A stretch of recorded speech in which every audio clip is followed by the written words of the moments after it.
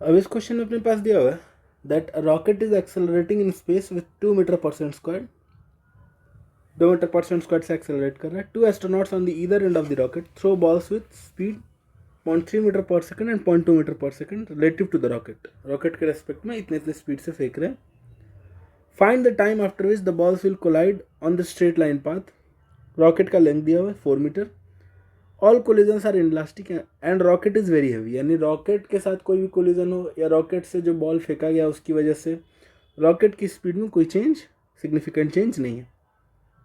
अगर ये question try नहीं किया हो तो एक बार इसको ट्राई कर लो, फिर देखते हैं इसको बनाते कैसे। अब जब ये क्वेश्चन जेईई एडवांस दिया था तब 2014 में उसका जो आंसर था वो 2 आंसर था, ठीक है। 2 आंसर को जेईई एडवांस ने सही माना था। और इसका रीज़न क्या है, इसको बनाने का तरीका क्या हो सकता है, वो हम लोग देखते हैं।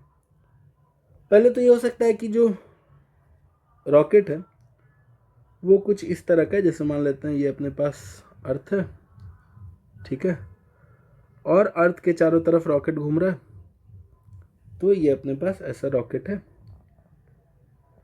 और ये रॉकेट ऐसा है, कुछ इस तरीके का है। रॉकेट कुछ ऐसा है और ये इसकी चारों तरफ, अर्थ के चारों तरफ ऐसे घूम रहा है और इसका सेंट्रीपेटल जो एक्सेलरेशन है that is 2 metre per second square, ठीक है। थोड़ा बहुत इसमें सर्कुलर मोशन का कॉन्सेप्ट आ रहा है और ग्रेविटेशन का। अब इस रॉकेट में अगर बॉल फेंका जाएगा तो बॉल पर कोई नेट फोर्स लगेगा नहीं, वेटलेसनेस फील होगा, फोर्स तो लगेगा but with respect to rocket उसका कोई एक्सेलरेशन नहीं होगा बॉल्स का, ठीक है। और यहां पर हम लिख सकते हैं कि टाइम जो लगेगा, टाइम आफ्टर विच जो कोलिजन निकालना है, तो टाइम जो लगेगा that will be distance upon relative speed, distance upon relative speed, क्योंकि एक्सेलरेशन कुछ है नहीं, ठीक है। तो यहाँ से सीधा सीधा अपन टाइम लिख सकते हैं t is equal to, rocket के समय दोनों ही का एक्सेलरेशन क्या है, 0 है, तो t इज इक्वल टू लिखा जा सकता है, डिस्टेंस हो गया 4 मीटर और अपॉन रिलेटिव स्पीड हो गया 0.3 प्लस 0.2 यानी 0.5 मीटर पर सेकंड, तो टाइम हो गया 8 सेकंड। तो एक ये सही आंसर जी एडवांस ने सही माना था 8 सेकंड को डायरेक्टली, ठीक है। अच्छा, इसको सॉल्व करने का तरीका एक ये भी हो सकता है, मतलब इसमें रॉकेट जो हो सकता है वो ये हो सकता है कि वो अर्थ के चारों तरफ नहीं रोटेट कर रहा है, वो कहीं फ्री स्पेस में, इंटरस्टेलर स्पेस में ऐसे 2 मीटर पर सेकंड स्क्वायर से मूव कर रहा है due to its own propulsion, ठीक है। तो उस कंडीशन में अपने पास मोशन कैसा होगा वो अपने को एनालाइज करना पड़ेगा, ठीक है।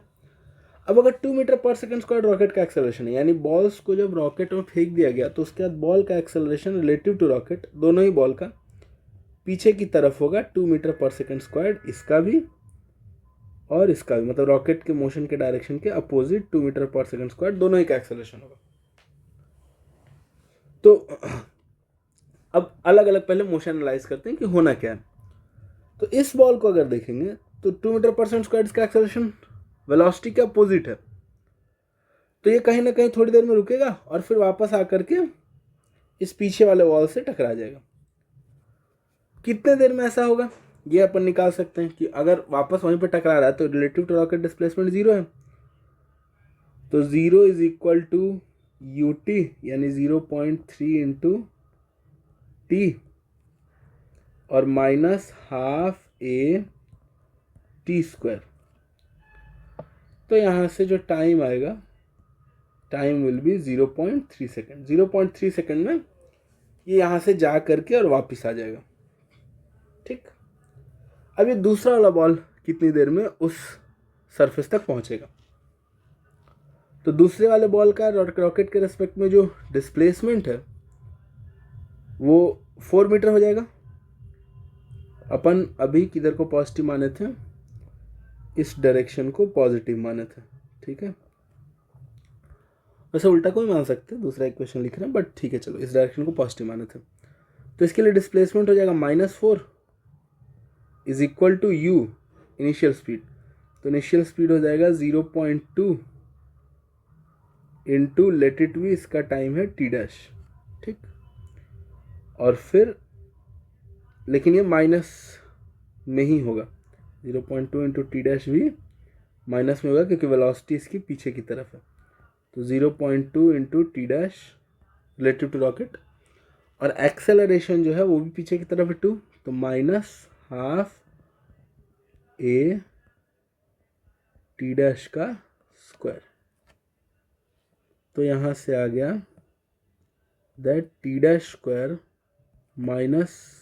प्लस, सबको लेफ्ट साइड में अगर ले लें 0.2 टी डैश और -4 इक्वल्स 0।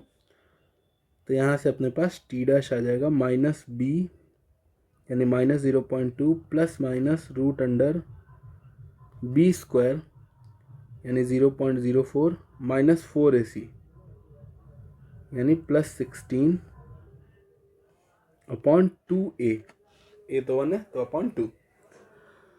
अब इससे 16.04 का रूट अप्रॉक्सीमेटली 4 ही रहेगा।